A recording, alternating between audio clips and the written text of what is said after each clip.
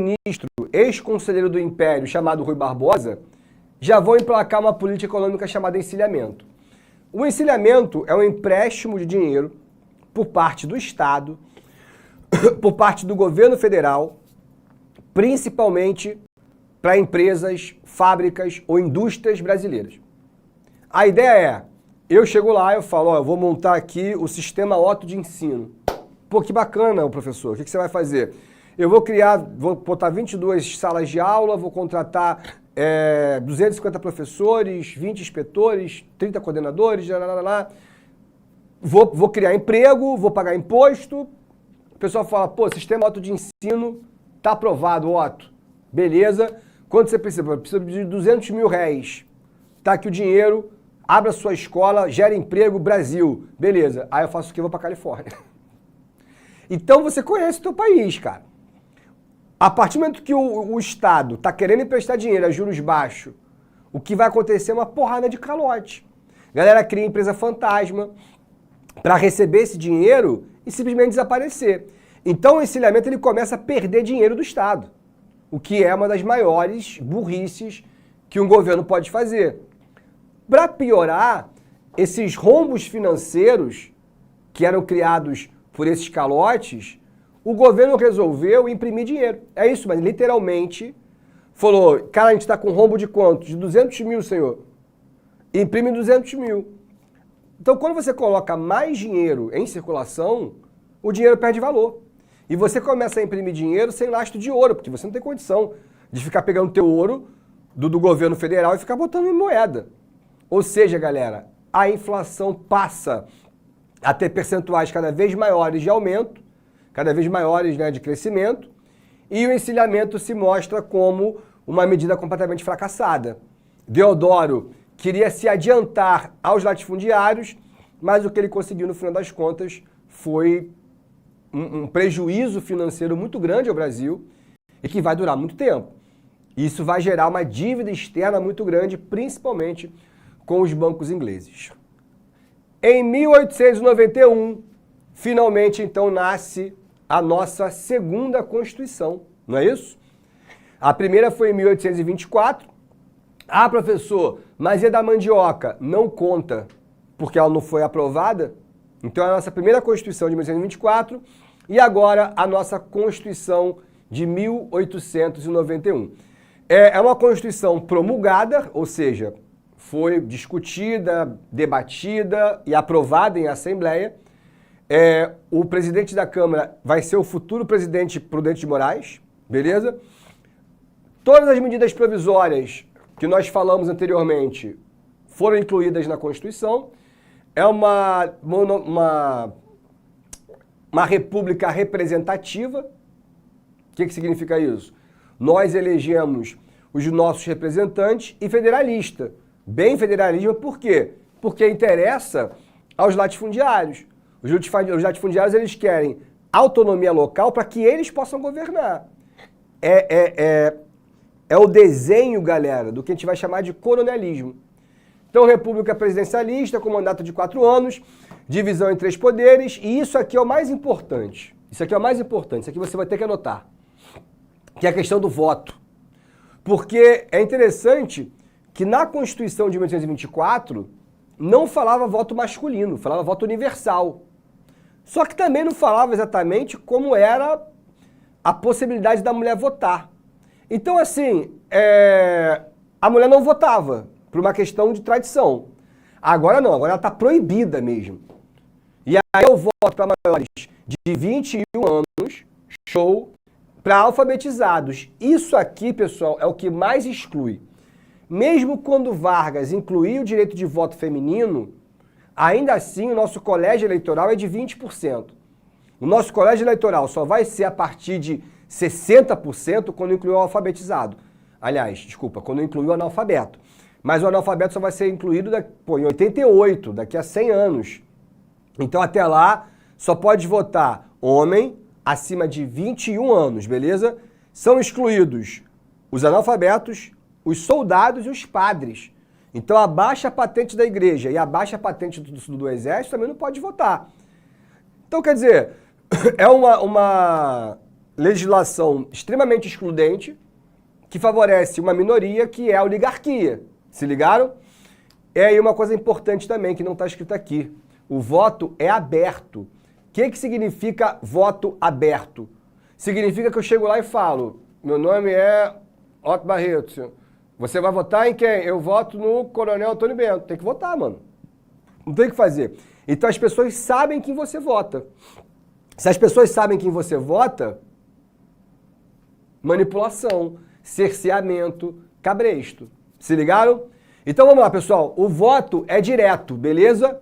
Exceto para o primeiro presidente. Isso acontece muito. A Constituição sai, fala que o voto é direto, mas já que já tem um cara no poder, esse cara, o Congresso meio que deixa ele para ser o primeiro presidente e depois começa as eleições diretas. E aí o Deodoro da Fonseca, ele é nomeado presidente, ele é o primeiro presidente do Brasil, de fato agora oficializado, mas vai dar caô. E por que vai dar caô? Por isso que eu já estou falando com vocês, ó. A oligarquia, que agora faz parte do parlamento, que está no Senado Federal, que está na Câmara dos Deputados, essa oligarquia, ela defendeu na Constituição o federalismo. O que significa isso? Autonomia local, descentralização do poder, e isso vai de encontro ao que os militares gostam de mandar, e também eles querem a manutenção de um modelo agrícola, enquanto os militares querem industrializar o Brasil. É esse choque que vai durar durante toda a República, pessoal. Os militares, eles não aceitam essa oligarquia da terra, fundiária, que para eles continua sendo atrasada, enquanto a ideia era progredir e fazer essa industrialização. Então o Deodoro da Fonseca, esse senhor aqui, ele quando foi empossado presidente agora de fato, ele agora tem que governar com o Congresso, que até então não tinha Congresso. E para ele é um inferno.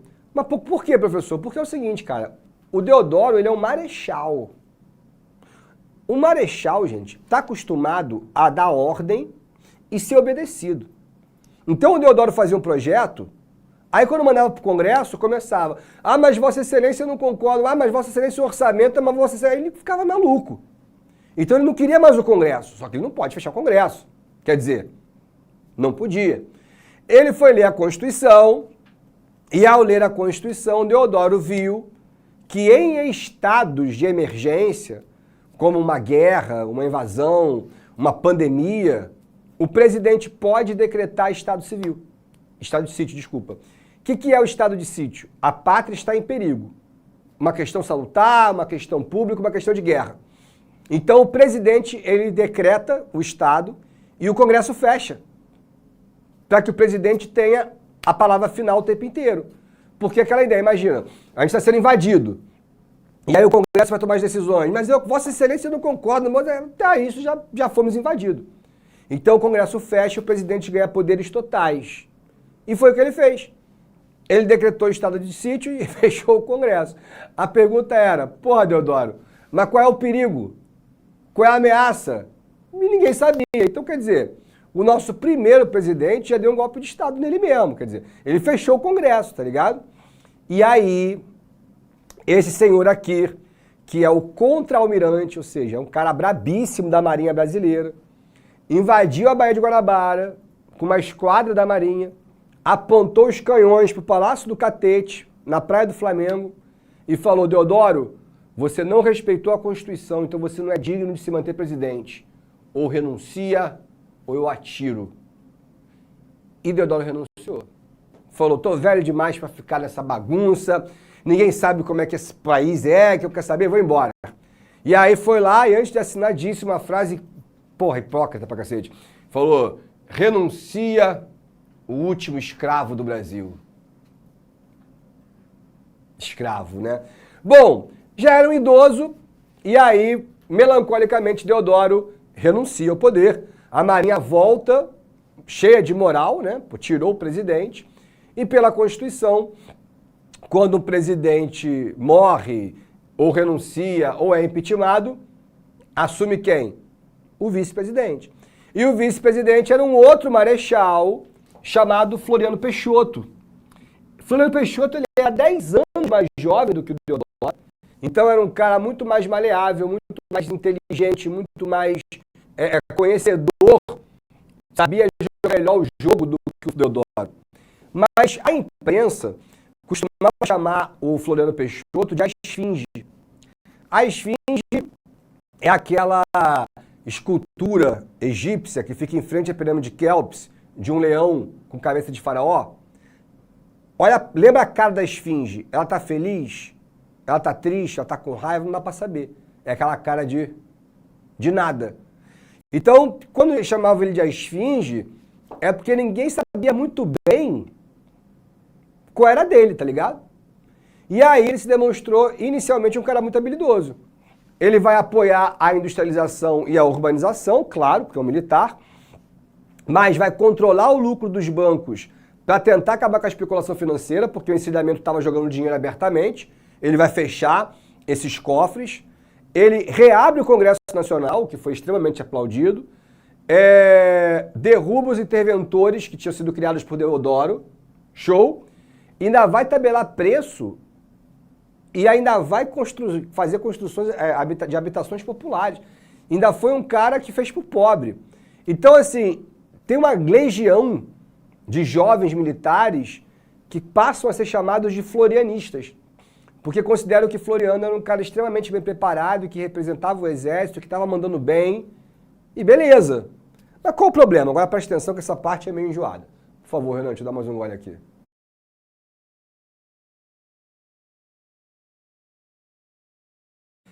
Seguinte, pela Constituição, quando um vice-presidente assumia, ele tinha 3 meses para convocar novas eleições. Então não era igual hoje. Hoje o presidente sai ou é impeachmentado, o vice assume e termina o mandato. Beleza? Na época não. Você assumia e tinha 3 meses para convocar novas eleições.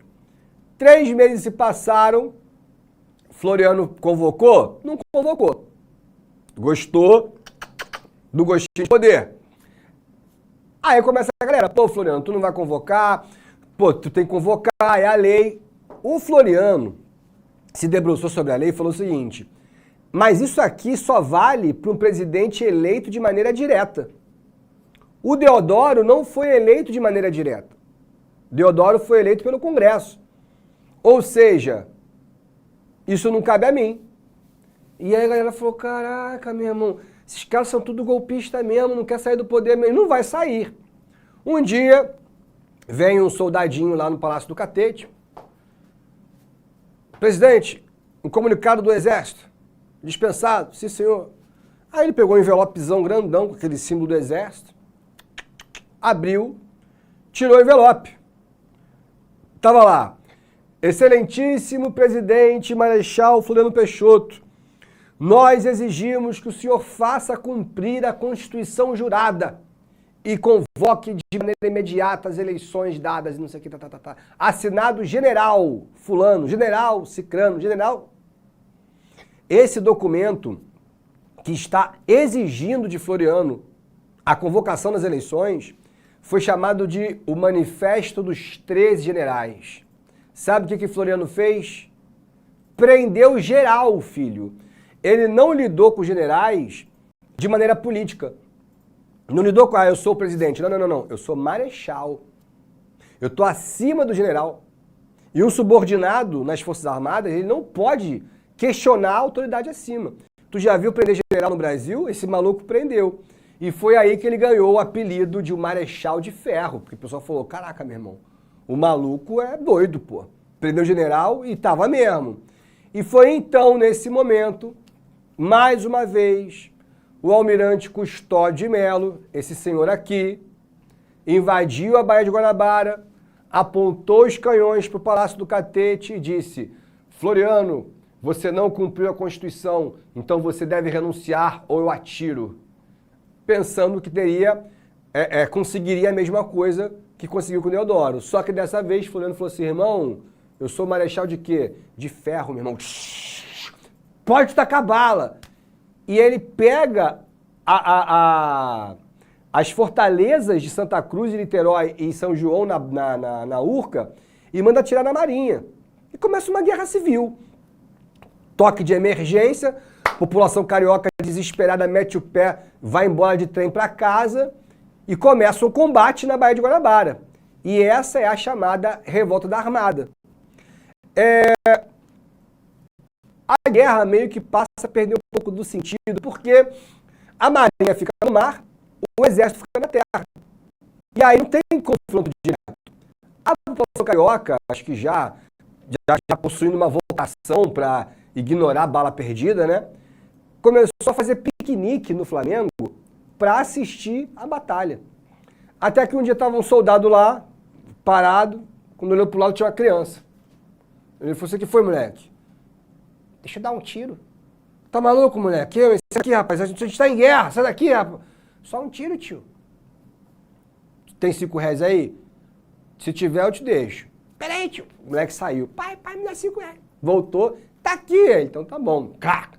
Tó, atira lá. Aí o moleque... Ih, pá! Pronto. Deixou um fazer... Meu irmão, virou uma fila. A galera alugava binóculo, alugava arma, alugava um monte de coisa, porque a guerra meio que perdeu o sentido. Só no Rio mesmo. Mas, então, o que a Marinha não sabia é que o Floriano Peixoto tinha encomendado uma esquadra com os Estados Unidos. E que, obviamente, ele não ia entregar essa esquadra para a Marinha, antes de usar a mesma esquadra contra a Marinha. O Custódio de Melo chegou a chamar de esquadra de papel. Falou assim, isso aí é mentira, isso aí não existe. Era verdade.